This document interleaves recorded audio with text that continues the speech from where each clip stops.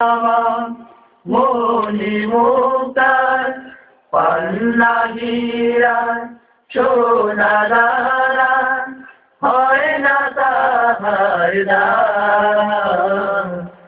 আল্লাহু কি যে মধুর নাম। আসসালামু আলাইকুম ওয়া রাহমাতুল্লাহি তাআলা আযজা ওয়া জাল্লা ওয়া বারাকাতুহু। নাহমাদুল্লাহ তাবারাকা ওয়া তাআলা ওয়া নুসাল্লি ওয়া নুসাল্লিমু আলা নাবিয়িনা মুহাম্মদ الذي أشرف الأنبياء والمرسلين وعلى آله وصحبه أجمعين। সুপ্রিয় দর্শক বন্ধুরা, পবিত্র রমজানুল মুবারকের শুভেচ্ছা আপনাদেরকে। যে যেখানে আছেন ভালো আছেন এই কামনা অনুষ্ঠান শুরু করছি। আমাদের স্টুডিওতে আমন্ত্রিত হয়ে আজকে উপস্থিত রয়েছেন ঢাকা মোহাম্মদপুর কাদরিয়া সাহেবিয়া আলিয়া মাদ্রাসার সম্মানিত উপাধ্যক্ষ আল্লামা আবুল কাসেম মোহাম্মদ ফজলুল হক। আসসালামু আলাইকুম ওয়া রাহমাতুল্লাহি ওয়া বারাকাতুহু। সুপ্রিয় দর্শক, এই মাহে রমাদান মেহমান আমাদের জন্য যেসব হাদিয়া নিয়ে আসছেন, যেসব নিয়ামত, তার মধ্যে একটি নিয়ামত হলো ইতিকাফ। রমজানের রোজাদার ব্যক্তি ইতিকাফে ঢোকার সময় আমাদের সামনেই চলে আসতেছে। আমরা 19 রমজান দিবাগত রাত আমরা যারা ইতিকাফ করব তারা আমরা মসজিদে ঢুকে পড়ব। তো এই যে মসজিদে ইতিকাফের কিছু হুকুম আছে, শুধু ইতিকাফ করলেই হলো না। ইতিকাফ কত প্রকার, কি কি, এবং ইতিকাফের কি হুকুম আছে, বিষয়গুলো নিয়ে আমাদের সম্মানিত মাওলানা আবুল কাসেম মোহাম্মদ ফজলুল হক আলোচনা করবেন। তবে তার আগে একটা ফোন নিয়ে নিই। বলুন, আসসালামু আলাইকুম ওয়া রাহমাতুল্লাহি ওয়া বারাকাতুহু। আসসালামু আলাইকুম হুজুর। জি বলুন। ওয়ালাইকুম সালাম।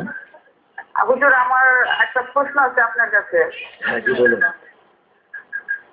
এই যে ওই যে অনেকে যে ধনী ব্যক্তিরা যে ওই যে একটু বয়স্ক হয়ে গেলে যে রোজার যে মানুষরা করায় বলে যে বদলি রোজা, তার যে খাবার টাকাটা দেয়, অনেক যে গরিব অবস্থায় সে যার জন্য তার থেকে টাকাটা নেয় নিয়ে যে ই করে, এটা যে বলে কি যে তার রোজা হয় না। এখন এটা বলে নামাজের বিষয়ে বসে বললে হয় যে আল্লাহ আমার রোজাটা কবুল করো, তুমি ওনার রোজাটা কবুল করো। এটা আমার প্রশ্ন। আচ্ছা, হ্যাঁ আপনার প্রশ্ন এবং পাশাপাশি ইতিকাফের আলোচনা করছেন মাওলানা আবুল কাসেম ফজলুল হক। জি, ধন্যবাদ আপনাকে। ইতিকাফ মানে একটা বিশেষ উদ্দেশ্যে নিজেকে একটা জায়গায় নিবদ্ধ রাখা, আর শরীয়তের পরিভাষায় সুনির্দিষ্ট জায়গায় কিছু শর্ত শরায়েত সাপেক্ষে আল্লাহর সন্তুষ্টি অর্জনের লক্ষ্যে আল্লাহর বান্দা এক জায়গায় নিজেকে আবদ্ধ রাখা, এটা হলো ইতিকাফ। আপনি সত্যি বলেছেন, রাসূল করিম সাল্লাল্লাহু আলাইহি ওয়াসাল্লামের হাদিসে ইতিকাফের অনেক ফজিলত বর্ণনা করা হয়েছে এবং বলা হয়েছে একদিন যদি কেউ আল্লাহর রাস্তায় ইতিকাফ করে তাহলে আল্লাহ পাক রব্বুল আলামিন আহকামুল হাকিমিন তার মধ্যে এবং জাহান্নামের মধ্যে এতটুকু দূরত্ব করে দিবেন যতটুকু দূরত্ব আসমান এবং জমিনের মাঝখানে। সুবহানাল্লাহ। এই ইতিকাফটা 3 প্রকার। একটা হলো নফল ইতিকাফ, আরেকটা সুন্নাত মুআক্কাদা আলাল কিফায়া, আরেকটা হলো ওয়াজিব ইতিকাফ। ওয়াজিব ইতিকাফ হলো মান্যতের ইতিকাফ। কেউ যদি এক বা একাধিক দিনের ইতিকাফ করে সেই ইতিকাফটা আদায় করা হলো ওয়াজিব। সুন্নাত মুআক্কাদা আলাল কিফায়া হলো রমজান মাসের শেষ 10 দিনের ইতিকাফ করা। প্রতিটি মহল্লার মসজিদে কমপক্ষে একজন যদি ইতিকাফ করে মহল্লার সকলের পক্ষ থেকে সেটা আদায় হয়ে যাবে, আর কেউ যদি না করে তাহলে সকলেই গুনাহগার হবেন। আর নফল ইতিকাফ হলো যে কোনো সময় মসজিদে ইতিকাফ করা, অর্থাৎ ইতিকাফের নিয়তে। এটা সামান্য সময়ের জন্য, 1 মিনিটের জন্য হতে পারে।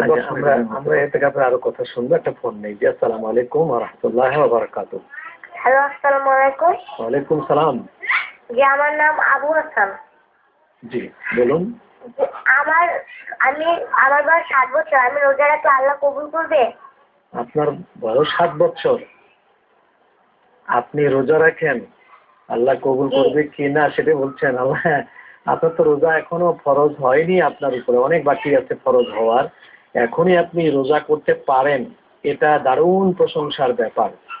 তবে আপনার আব্বা আম্মাকে বলবো যে আপনার এই রোজার ওসিলায় আপনার আব্বা আম্মা শান্তি পাবেন, তাদের আমলনামায় লেখা হবে এই সওয়াব। তারা জেনা হচ্ছে, তবে বাচ্চার দিকে লক্ষ্য রাখতে হবে, রোজা রাখতে গিয়ে যেন বাচ্চা কোনো বিপদ আপদে পড়ে না যায়। সারাক্ষণ ওর পেছনে লক্ষ্য রাখতে হবে যে সে রোজা রাখছে, তাকে নিরুৎসাহিত করা যাচ্ছে না, কিন্তু শারীরিকভাবে সে যেন বিপদে পড়ে না যায়, পেছনে বাপ মাকে লক্ষ্য রাখতে হবে। তাছাড়া খুবই ভালো প্রশংসার, আমাদের দেশে যদি এরকম ছোট বাচ্চারা রোজা রাখার চেষ্টা করে অভ্যস্ত হয়ে পড়ে, তাহলে আমাদের দেশে রোজার রমজান মাস আসলে আর কাউকে নসিহত করা লাগবে না, সবাই রোজা রাখবে, বাচ্চাও সব পাবে। হ্যাঁ সব পাবে। জি বলুন। তো আর আরেকটা বিষয় এখানে খুব জরুরি কথা বলা, সেটা হলো মহিলাদের এতেকাফের ব্যবস্থা আমাদের শরীয়তে আছে, তবে এরা মসজিদে গিয়ে নফল এতেকাফে যারা নিয়ত করেই মসজিদে ঢুকলে এতেকাফে ওটা তো রোজা লাগে না, ওটাতে রোজা লাগে। বাকি সুন্নতে মুআক্কাদা আলাল কিফায়াতে রোজা শর্ত, রমজানের শেষ এবং ওয়াজিব যেটা সেটাতে রোজা শর্ত। তো মহিলাদের এতেকাফের ব্যবস্থা হলো তারা নিজের ঘরের একেবারেই নিবৃত্ত একটা কামরা তারা এই শেষ 10 দিনের জন্য এতেকাফের জন্য ইয়ে করে নেবে, এবং যে সকল হুকুমাদি মসজিদে এতেকাফ করলে একই হুকুম ওই ঘরের প্রকোষ্ঠে মহিলা এতেকাফ করলো, অর্থাৎ বিনা প্রয়োজনে সে বের হতে পারে, ওটাই তার জন্য মসজিদ হিসেবে বিবেচিত হবে। এবং এই এতেকাফটা রাসূল করিম সাল্লাল্লাহু তাআলা আলাইহি ওয়াসাল্লাম সারা জীবন করেছেন। যে বছর আল্লাহর পেয়ারা নবী ইন্তেকাল করবেন তার আগের বছর ঘটনাচক্রে নবীজি এতেকাফ করতে পারেননি, যার কারণে নবীজির ইন্তেকালের বছর আল্লাহর পেয়ারা নবী 20 দিন এতেকাফ করেছেন রমজান মাসে। তো আমরা রাসূল করিম সাল্লাল্লাহু আলাইহি ওয়াসাল্লামের গোটা জীবন যদি আমরা দেখি, আম্মাজান আয়েশা সিদ্দিকা রাদিয়াল্লাহু তাআলা আনহার কথা অনুসারে নবীজি সারা জীবনে এতেকাফ কন্টিনিউ করেছেন। সেই জন্য এতেকাফ আর এতেকাফের আরেকটা মৌলিক দর্শন কিন্তু আমাদের জানা দরকার, নবীজি এতেকাফের প্রতি কেন এতটা আকৃষ্ট ছিলেন এবং উম্মতকে কেন এতটা উৎসাহিত করেছেন। আমরা এই প্রশ্নটার জবাব এটা বলেই দেব, সেটা হলো শবে কদরের নিয়ামতকে লাভ করার জন্য। কারণ শবে কদর শেষ 10 দিন, এতেকাফ আল্লাহর পেয়ারা নবী শেষ 10 দিন আমাদের জন্য সুন্নত করেছেন, যাতে মসজিদে ইবাদতে নিমগ্ন থাকা অবস্থায় শবে কদরের সেই নিয়ামতটা বান্দা লাভ করতে পারে। আমরা আরেকটা ফোন নিয়ে একটু কথা বলে দিই। আসসালামু আলাইকুম ওয়া রাহমাতুল্লাহি ওয়া বারাকাতুহু। হ্যালো, জি বলুন। আসসালামু আলাইকুম। ওয়ালাইকুম সালাম।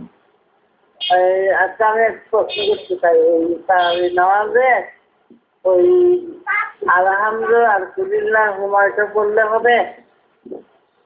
আলহামদুলিল্লাহ এবং কুলহু আল্লাহ আর কি, কুলহু আল্লাহ না, কুলিল্লাহ হুমা মালিকুল মুলক তুতিল মুলক। আচ্ছা, ধন্যবাদ। হ্যাঁ, হবে না কেন, কোরআন শরীফের যে কোনো আয়াত দিয়ে আপনি তারাবি পড়বেন হবে, তবে একটা শুধু তারতিব ঠিক রাখতে হবে যে আপনি পরের আয়াত আগে পড়বেন না, আগের আয়াত পরে পড়বেন না, এরকম যেন না হয়, সিরিয়াল ঠিক রাখতে হবে। আপনি যেখান থেকে পড়বেন পরের রাকাতে আপনাকে তার পরের যে কোনো আয়াত পড়তে হবে। সালাম ফিরিয়ে দিলেন, আবার 2 রাকাত শুরু করলেন, সেই 2 রাকাতে কোরআন শরীফের যে কোনো জায়গা থেকে শুরু করতে পারেন, আবার দ্বিতীয় রাকাতে আপনি ওই আয়াতের পরের আয়াতটা পড়বেন। ঠিক এইভাবে আপনি 20 রাকাত শেষ করেন, সমস্যা হবে। ওনার প্রশ্ন মনে হয় মানে শুধু কুলিল্লাহুম্মা মালিকাল মুলক দিয়ে পুরো 20 রাকাত তারাবি পড়া। হ্যাঁ, এই ক্ষেত্রে অবজেকশন আছে, শুধু কুলিল্লাহুম্মা না, আপনি কোরআন শরীফের আরো কিছু মুখস্থ করতে হবে। শেষ দিকে 10টি সূরা অন্তত মুখস্থ করতে বেশি সময় লাগবে না, 10 সূরা মুখস্থ করতে নাহলে 10 মাস লাগলো, কিন্তু মুখস্থ করতে হবে আপনাকে। জি, তো আমাদের কিন্তু ইতিমধ্যে একটা ফোন ছিল, ওটা খুব গুরুত্বপূর্ণ ইয়ে ছিল, ওই প্রশ্নটা আপনার তো মনে আছে? জি মনে আছে। আমি আরেকটা প্রশ্ন নিয়েই নিই। জি বলুন। আসসালামু আলাইকুম। জি ওয়ালাইকুম আসসালাম হুজুর। জি বলুন। হুজুর, আমার একটা প্রশ্ন ছিল। হ্যাঁ জি বলুন। যে শেয়ার মার্কেটে যে টাকাটা শেয়ার কেনা আছে ওটার উপরে কি জাকাত হবে কি? জি, দুটো প্রশ্ন আমাদের। এটা এক কথা জবাব দিয়ে, হ্যাঁ এটা জাকাত দিতে হবে শেয়ার মার্কেটে, তবে হিসাব করবে ওই দিন মার্কেট, যেদিন সে জাকাতে হিসাব করবে সেই দিনের মার্কেট ভ্যালু যা আছে সেটা হিসাব করবে। আমরা প্রথম প্রশ্নটা চলে যাই। উনি বলেছেন যে আমাদের দেশে কিছু ধনী লোক আর তারা রোজা না রেখে ফিদিয়া দেয়। দেখুন, ফিদিয়া দেওয়ার সম্পর্ক ধনী লোকের সাথে না, ফিদিয়া দেওয়ার সম্পর্ক হলো ওই অসুস্থ ব্যক্তির সাথে যে অসুস্থ ব্যক্তি আর সুস্থ হওয়ার সম্ভাবনা নাই, কিন্তু এক নম্বর কথা। দ্বিতীয় নম্বর হলো, তো যদি ধনী লোক সুস্থ থাকার পরও ফিদিয়া দেয় তাহলে তার রোজাও হবে না, ফিদিয়াও হবে না, কোনোটাই হবে না। তৃতীয় নম্বর হলো, অসুস্থ ব্যক্তি, ওই ধরনের অসুস্থ ব্যক্তি যদি ফিদিয়া দেয়, সে ফিদিয়া দিয়ে সে যেই জায়গায় খরচ করবে ওই গরিব লোকটা, এই ব্যক্তির পক্ষ থেকে রোজার রিকভারি কিন্তু সেটা হয়ে যাবে এই অসুস্থ ব্যক্তির পক্ষ থেকে। তো ওনার প্রশ্ন ছিল যে জায়নামাজে বসে তিনি দোয়া করতেছেন, আল্লাহ আমার রোজাও কবুল করো, ওনার রোজাও কবুল করে। এটা কোনো শর্ত না, এরকম বলা জায়নামাজে না, এটা কোনো প্রয়োজন নিয়ত করে ফিদিয়া দিলে আল্লাহ তাআলা। আরেকটা ফোন নিয়ে কথা বলি। আসসালামু আলাইকুম ওয়া রাহমাতুল্লাহি ওয়া বারাকাতুহু। হ্যালো। হ্যাঁ জি বলুন। আমার একটা প্রশ্ন হচ্ছে, সেদিন আসলে একটা বেসরকারি টিভি চ্যানেলে শুনলাম যে যেগুলো মাছ বলে জনসাধারণের কাছে পরিচিত সেইগুলো খাওয়াই হালাল। আর গতকালকে আরেকটা চ্যানেলে আরেকজন প্রশ্ন করলেন, সেখানে বললো যে না, সকল জলজ প্রাণী খাওয়া হালাল, এখানে কোনো মতভেদ নেই। আসলে কোনটা সত্য, মানে এটা একটু রেফারেন্স সহকারে বলবেন কি, যে মানে জলজ প্রাণী যে মাছ, চিংড়ি মাছ, শামুক, ঝিনুক, তারপরে কাঁকড়া, মানে এগুলো আসলে এই বিষয়ে মাসালাটা কি? ধন্যবাদ। জলজ প্রাণীদের মধ্যে মাছ আছে, প্রাণী দুটো ভাগ। প্রাণী একটা, মাছেরও প্রাণ আছে, কিন্তু যে মাছ হলো আর প্রাণীর মধ্যে মাছের মধ্যে তো তফাৎ আছে। জলজ প্রাণীর মধ্যে কিছু আমাদের জন্য হালাল আছে, আর কিছু আমাদের জন্য হালাল নয়, কিছু আমাদের জন্য মাকরু আছে। পানির ভিতরে যা আছে সব হালাল, ও কথাটাও যেমন ঠিক নয়। আর যেসব মাছ খালি আমরা চিনি সেটাই আমাদের জন্য হালাল, এটাও ঠিক নয়। জি, প্রাণীর ভিতরে তো কুমিরও আছে, কুমিরও আছে। তাহলে জলজ প্রাণী বলতে সব দিনই বলেছেন খাওয়া হালাল, ওনাকে কুমির খেতে বলেন, দেখি কেমন লাগে। না, ওটা আরো কিছু আছে, ঠিক না। মনে রাখবেন, এটা হলো মাছ জাতীয় যেগুলো আছে এবং যেগুলো হিংস্র না, এর মধ্যে আপনার পানির মধ্যে কিছু হিংস্র প্রাণীও কিন্তু বসবাস করে, সেগুলো নিশ্চিতভাবে আমাদের জন্য আপনার জায়েজ না। আর মাছ জাতীয়, ঠিকই বলেছেন আপনি, মাছ জাতীয় যেগুলো হাদিসের মধ্যে আছে সেটা, তবে মাযহাবগত কিছু ইয়ে আছে, পার্থক্য আছে। হানিফি মাযহাবে আমাদের কাছে মাকরু, অন্য মাযহাবের কাছে জায়েজ হতে পারে। উনি যদি যিনি বলেছেন উনি যদি সেভাবে যদি ক্লারিফাই করেন তাহলে দ্যাটস ওকে। তবে হানিফি মাযহাবে মাছ জাতীয় যেগুলো সেগুলো আমাদের জন্য জায়েজ আছে, মাছ জাতীয়। এবং যেগুলো হিংস্র না, ওইটা যেটা, এবং যেগুলোর দাঁতে এমন বিষ নেই যে বিষে মানুষ মরে যায়। হ্যাঁ, সেই জন্যই ওই যে কুমির টুমির আমাদের।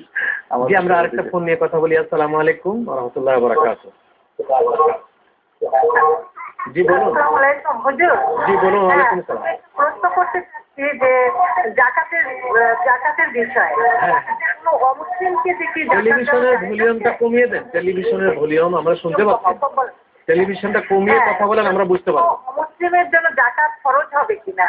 আমরা যদি অমুসলিম আমাদের কোনো কাজে লাগে বা আমাদের বিপদ আপদে সে সহায়তা করে, এরকম কোনো অমুসলিমকে আমরা জাকাত দিতে পারবো কিনা? যেমন হিন্দু জাকাত দেওয়া জায়েজ আছে কিনা? যে কোরআনে কারিমে যে 8টি খাত আছে, সে 8টি খাতের মধ্যে অমুসলিমের একটি খাত ছিল ইসলামের প্রাথমিক যুগে, কিন্তু পরবর্তীতে সেটা রহিত হয়ে গেছে। সুতরাং সেই থেকে পর্যন্ত এখন আর কোনো অমুসলিমকে জাকাত দেওয়া যাবে না। তবে আপনার কোনো প্রয়োজনে যদি অমুসলিম সহযোগিতায় আসে, তাকে জাকাত ব্যতীত অন্য নফল দান আপনি দিতে পারবেন। ইসলামের সদকাটা অনেক সম্প্রসারিত, কিন্তু জাকাতের নির্দিষ্ট খাত যেহেতু আছে, আপনি জাকাতের সেই খাতটা রহিত হয়ে গেছে। আপনি যদি মনে করেন জাকাত ছাড়া এমনিতে নফল দান সদকা তো মানুষ করে, সেখান থেকে আপনি অমুসলিমকে দিতে পারবেন। তবে জাকাত যদি অমুসলিমকে দেওয়া হয়, হানিফি মাযহাবে এখনো জাকাত আদায় হবে না। সেটা ইসলামের প্রাথমিক যুগে ছিল। ওয়াল মুআল্লাফাতি কুলুবুহুম, যে খাতটা। জি জি। আমরা একটা ফোন নিয়ে কথা বলি। আসসালামু আলাইকুম ওয়া রাহমাতুল্লাহি ওয়া বারাকাতুহু। আসসালামু আলাইকুম ওয়া রাহমাতুল্লাহি ওয়া বারাকাতুহু। আমি জুবের সাদিক চিটাং থেকে বলছিলাম। জি বলুন। আচ্ছা, আমি উমরা পালনে গেছিলাম রোজাতে, তো আমি দেখলাম যে আমাদের ঠিক সময় তারাবি করার পরে আমাদের যে 3 রাকাত বিশেষ করা হয়, ঠিক আছে না? আমরা যেখানে এখানে গতানুগতিক করি যেটা 3 রাকাতের আমরা নিয়ত করে 3 রাকাত করি, কিন্তু ওইখানে আমাদেরকে জামাতে পড়ানো হয়েছে 2 রাকাত, তারপরে আবার 1 রাকাত, তারপর রুকুতে গিয়ে আবার আমাদেরকে মানে মুনাজাত করতে হয়েছে। এটা কি আমাদের হানফি মাযহাবের জন্য আমাদের জন্য কত দূর মানে এটা যুক্তিযুক্ত? ধন্যবাদ। রুকুতে মোনাজাত, এটা তো আমার জানা নেই। জি, আমরা সংক্ষেপে জবাব দিতে হবে। সংক্ষেপেই জবাব দিচ্ছি। এটা ওখানে হাম্বলি মাযহাবের চর্চা হয়, মাযহাবগত পার্থক্যের কারণে সেটা ওখানকার জন্য অ্যালাউড। আমাদের হানফি মাযহাবে আমরা বাংলাদেশে সচরাচর যেভাবে বেশি 3 রাকাত নামাজ পড়তে, অসংখ্য হাদিসে এবং শক্ত হাদিসে, এমনকি বুখারী শরীফ হাদিসেও সেটার ইন্ডিকেশন আছে। সুতরাং হানিফি মাযহাব সেই শক্ত হাদিসগুলোর আলোকেই 3 রাকাত আমরা যে ফরম্যাটে পড়ি সেই ফরম্যাটে।